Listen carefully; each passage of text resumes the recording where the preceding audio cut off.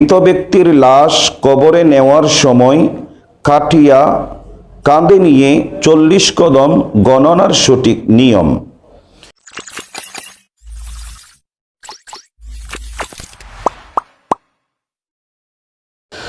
আসসালামু আলাইকুম ওয়া রাহমাতুল্লাহি ওয়া বারাকাতুহু। নাহমাদুহু ওয়া নুসাল্লি ওয়া নুসাল্লিমু আলা হাবিবিহিল কারীম, আম্মা বাদ।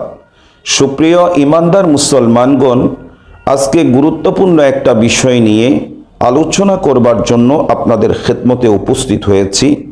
আর সেই বিষয়টি হচ্ছে মৃত ব্যক্তির লাশ কবরে নেওয়ার সময় কাটিয়া কাঁধে নিয়ে 40 কদম গণনার সঠিক নিয়ম। এ বিষয়ে বিভিন্ন জায়গায় বিভিন্ন রকম গণনা করতে দেখা যায়। বাস্তবিক ক্ষেত্রে সঠিক নিয়মটা কি, সঠিক পদ্ধতিটা কি, এ সম্পর্কে আজকে আলোচনা করব। আর বিশেষ করে 40 কদম গণনার মধ্যে অসংখ্য সওয়াব আল্লাহ রব্বুল আলামিন দান করেন।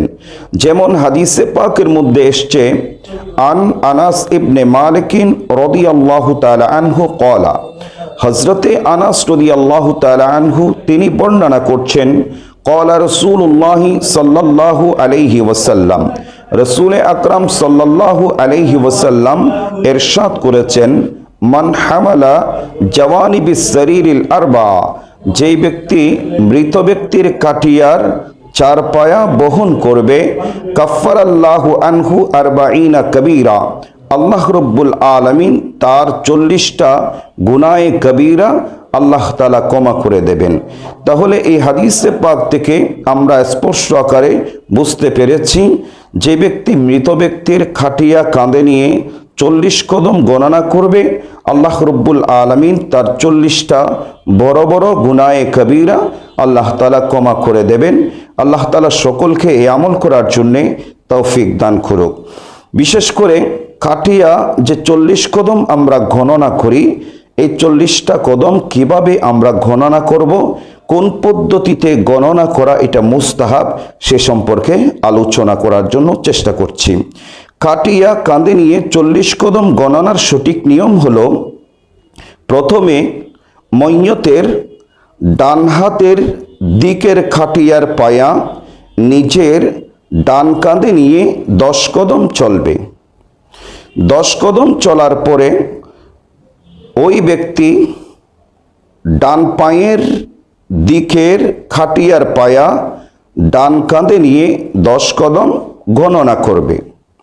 10 কদম গণনার পর ওই ব্যক্তি ময়্যতের বাম হাতের দিকের খাটিয়ার পায়া নিজের বাম কাঁধে নিয়ে 10 কদম গণনা করবে। এইভাবে গণনা করার পরে, অর্থাৎ 10 কদম গণনার পর ওই ব্যক্তি ময়্যতের বাম পায়ের দিকের খাটিয়ার পায়া নিজের বাম কাঁধে নিয়ে 10 কদম গণনা করবে। এভাবে 40 কদম পূর্ণ করবে। এটাই হচ্ছে মুস্তাহাব পদ্ধতি। সম্মানিত ইমানদার মুসলমানগণ, এই বিষয়টি ভালোভাবে বুঝাবার জন্য আমি একটি চিত্র অঙ্কন করে আপনাদেরকে দেখিয়ে দেবার চেষ্টা করছি। আপনারা ভালোভাবে লক্ষ্য রাখুন। 1 নং পায়া, 2 নং ফায়া, 3 নং ফায়া, 4 নং ফায়া। মনে করুন করিম সাহেব 1 নং ফায়া ডান কাঁধে নিয়ে 10 কদম গণনা করেছে। এরপর করিম সাহেব 2 নং ফায়ায় চলে এসে ডান কাঁধে নিয়ে 10 কদম গণনা করবে। এরপরে করিম সাহেব 3 নং ফায়ায় চলে গিয়ে বাম কাঁধে নিয়ে 10 কদম গণনা করবে। এরপরে করিম সাহেব 4 নং ফায়া বাম কাঁধে নিয়ে 10 কদম গণনা করবে। এইভাবে 40 কদম পূর্ণ করবে। এটাই হচ্ছে মুস্তাহাব পদ্ধতি। তো আল্লাহ রব্বুল আলামিন সকলকে এই মুস্তাহাব পদ্ধতিটা আমল করার জন্যে তৌফিক দান করুক, আমিন। আর বিশেষ করে এই বিষয়টি সওয়াবের নিয়তে দিন প্রচারের লক্ষ্যে শেয়ার করার চেষ্টা করবেন এবং প্রয়োজনীয় ইসলামী আলোচনা শুনতে দাওয়াতে খায়ের মাহফিল এই চ্যানেলটি সাবস্ক্রাইব করে সাথে থাকুন। আল্লাহ রব্বুল আলামিন সকলকে ভালো বুঝদান করুক এবং দিন ইসলাম সম্পর্কে বুঝার তৌফিক দান করুক। আমিন। আসসালামু আলাইকুম ওয়া রাহমাতুল্লাহি ওয়া বারাকাতুহু।